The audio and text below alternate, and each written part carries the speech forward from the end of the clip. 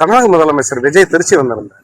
அப்ப ஜோசப் காலேஜ்ல பேசும்போது தீய சக்தி திமுக மற்றும் சில அப்படின்னு சொல்லி பேசினாரு. அந்த மற்றும் சிலங்கிற கட்சி வந்து அதிமுகங்கிற மாதிரி சொன்னாங்க. அதை பத்தி உங்களுடைய கருத்து என்ன? தீய சக்தி சொல்றவரு அவரு தான் தீய சக்தி கூட்டணி வச்சிருக்காரு.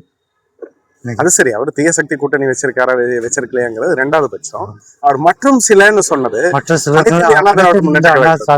சொல்றாரு, அனைத்து அண்ணா சொல்றாரு. அது வந்து தீய சக்தி கிடையாது. 1.5 கோடி மக்கள் தொண்டர்கள் இருக்கும் கட்சி. புரட்சி தலைவர் எம்ஜிஆர் ஆரம்பிச்சது, புரட்சி தலைவர் அம்மா ஆரம்பிச்சது, அதுக்கப்புறம் எடப்பாடியார் வந்து ஆரம்பிச்ச கட்சி. இன்னைக்கு கட்சி காப்பாத்துதுன்னா எடப்பாடியார் மூலியமா தான். கட்சியில இருக்கக்கூடிய தலைவர்கள் எல்லாம் ஓட்டா வெளியே போக ஆரம்பிச்சிட்டாங்களே. அது வந்து கட்சிக்கு விசுவாசம் இல்லாம போயிட்டாங்க. எப்படிங்க கட்சிக்கு விசுவாசம் எல்லாம் போயிட்டாங்கிறீங்க? போனதெல்லாம் பெரிய தலைகளாச்சு. இத்தனை வருஷமா கட்சிக்கு இருந்தவங்க இன்னைக்கு வந்து அவங்க சொந்த யூஸுக்காக பயன்படுத்திட்டு போயிட்டாங்க. நீங்க கட்சியில எத்தனை வருஷமா இருக்கீங்க?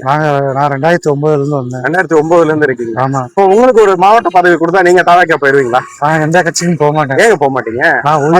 மாவட்ட பதவி தரப்போ போக மாட்டேன்.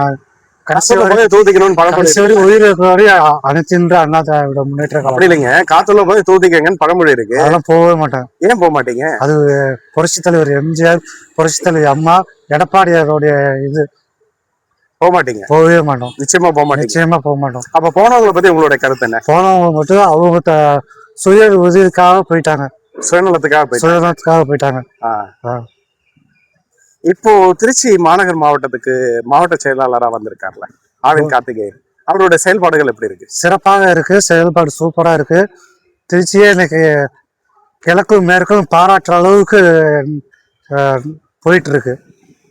உங்க பேரு? என் பேரு ஆனந்தராஜ்.